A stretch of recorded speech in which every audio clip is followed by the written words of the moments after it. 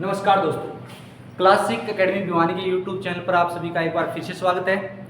दोस्तों, आज वाली क्लास के अंदर हम पढ़ेंगे खर्च और खपत पे आधारित प्रश्न। इस वीडियो को देखने के बाद आपका कोई भी खर्च और खपत का प्रश्न गलत नहीं होगा। इसको हम दो पार्ट के अंदर करेंगे। आज उसका पार्ट नंबर 1 है। सबसे पहले आप इस प्रकार के प्रश्नों को करने से पहले मेरी एक बात को अच्छी प्रकार से समझो।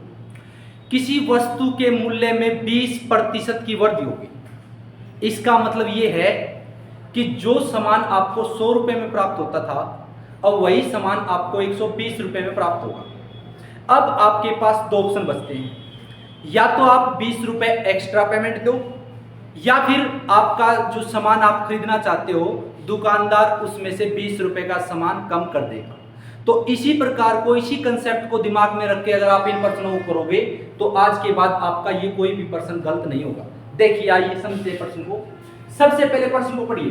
किसी वस्तु के मूल्य में 20% की वृद्धि हो जाने से, अर्थात जो सामान आपको 100 रुपए में मिलता था, अब वही सामान मिलेगा आपको 120 रुपए में। अब आपके पास दो ऑप्शन। ऑप्शन नंबर 1, दुकानदार को 20 रुपए एक्स्ट्रा पेमेंट दो, या फिर ऑप्शन नंबर 2, जितना सामान आप खरीदते थे उस सामान के अंदर कमी की जाए। तो दुकानदार क्या करेगा, वो आपसे पूछेगा। तो आपने क्या बोला कि किसी वस्तु के मूल्य में 20% की वृद्धि हो जाने से, दुकानदार ने आपको बोला कि भाई वस्तु का मूल्य 20% बढ़ गया।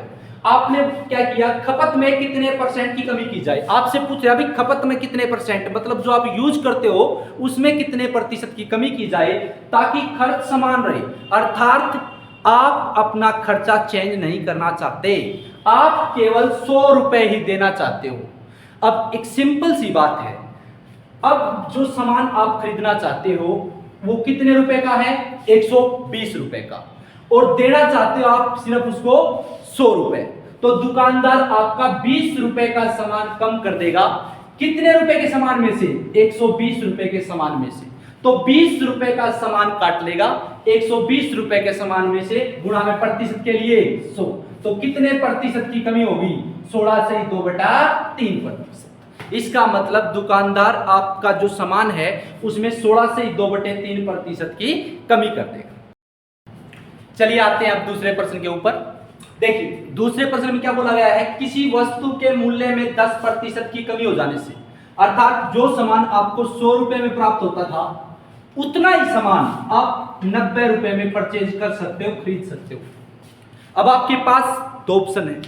ऑप्शन नंबर 1, आप 10 रुपए अपने वापस ले सकते हो, आपको उतना ही सामान मिल जाएगा।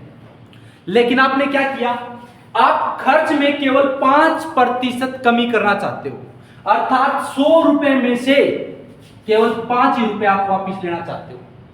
तो अब आप दुकानदार को कितने रुपए की पेमेंट करोगे, 95 रुपए।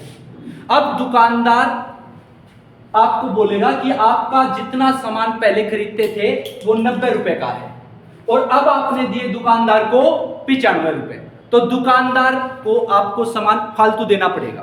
तो कितने रुपए का एक्स्ट्रा सामान देगा दुकानदार आपको, 5 रुपए का।